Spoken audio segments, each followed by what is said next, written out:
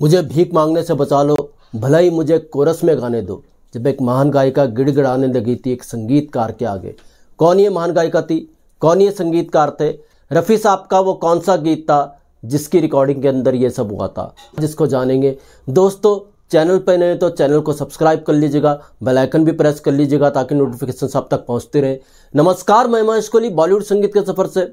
दोस्तों, मैं जिस गीत की बात कर रहा हूँ, इस गीत के संगीतकार थे नौशाद साहब। एक बहुत बड़ी फिल्म का गीत रिकॉर्ड कर रहे थे जिसको रफ़ी साहब ने रिकॉर्ड करना था।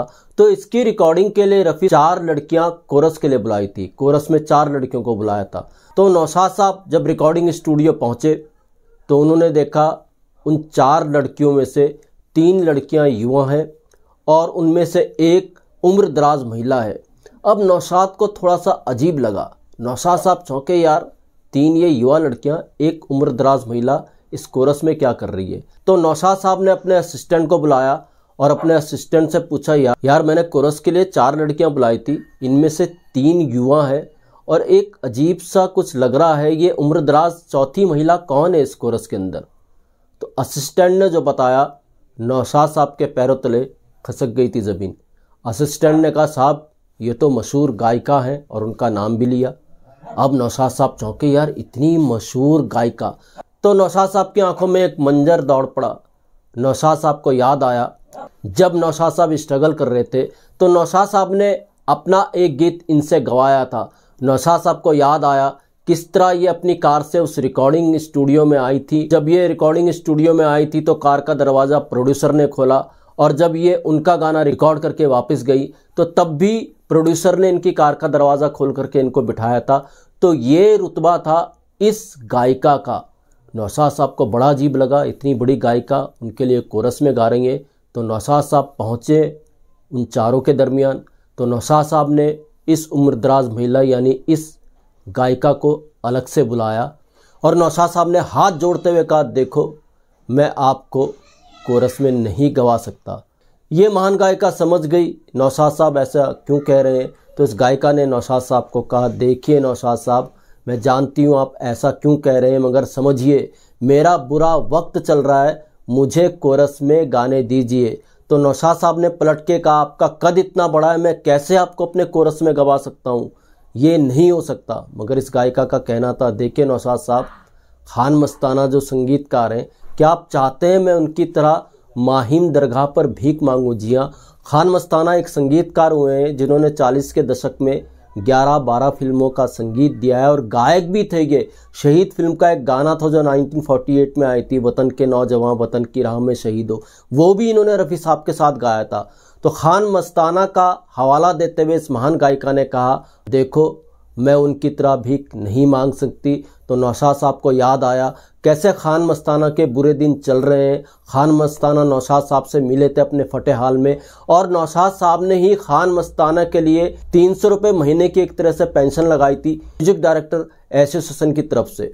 तो जब नौशाद को ये सब बातें याद आई तो नौशाद साहब ने फिर भी रिक्वेस्ट किया इस महान गायिका से, देखो मैं फिर भी आपको नहीं गवा सकता।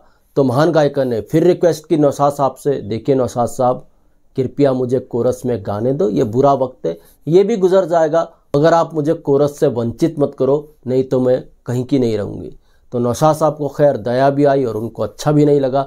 इस तरीके से नौशाद साहब ने अपने इस गीत की रिकॉर्डिंग पर इस महान गायिका को कोरस में गवाया, और ये गीत था रफ़ी साहब का फिल्म संघर्ष का जो 1968 में आई थी, और गीत था, मेरे पैरों में घुंघरू बंधा दे तो फिर मेरी चाल देख ले। मेरे पैरों में घुंघरू बंधा दे। इस गीत में इस महान गायिका को नौशाद साहब ने कोरस में गवाया था।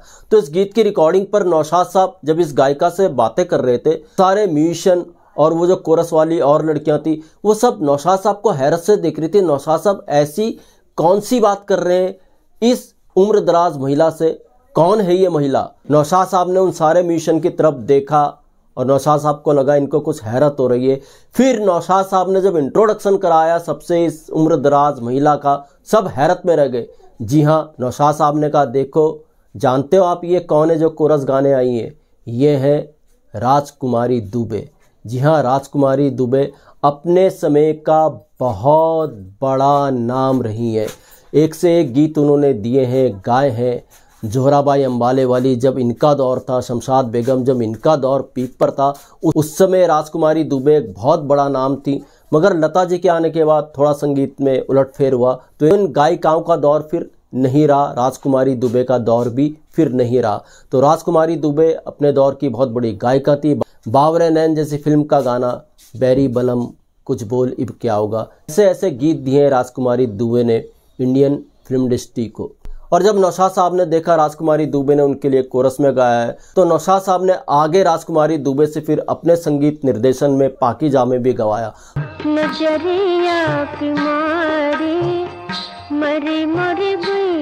मगर फिर भी उनकी ज़्यादा मदद नहीं हो सकी। अनफॉर्चुनेट 2000 में राजकुमारी दुबे जी का देहांत हो गया। बड़ा खस्ता हाल में उनकी डेथ हुई थी, ऐसा कहा जाता है। मगर ये जो संघर्ष का टॉप मोस्ट सॉन्ग था, मेरे पैरों में घुंघरू बना दे, ये सच है। राजकुमारी दुबे ने इस गीत में कोरस में गवाया था, नौशाद साहब के संगीत निर्देशन में, और नौशाद साहब ने ना चाहते हुए भी उनको गवाया। नौशाद साहब ने सोचा कहीं इनका हाल भी वो जो खान मस्ताना का किस्सा मैंने बताया उन जैसा हो। तो दोस्तों, ऐसे भी किस्से मैं आपके लिए लेकर के आता रहूँगा। महेश कोहली को दीजिएगा इजाज़त। Goodbye, good luck and take care.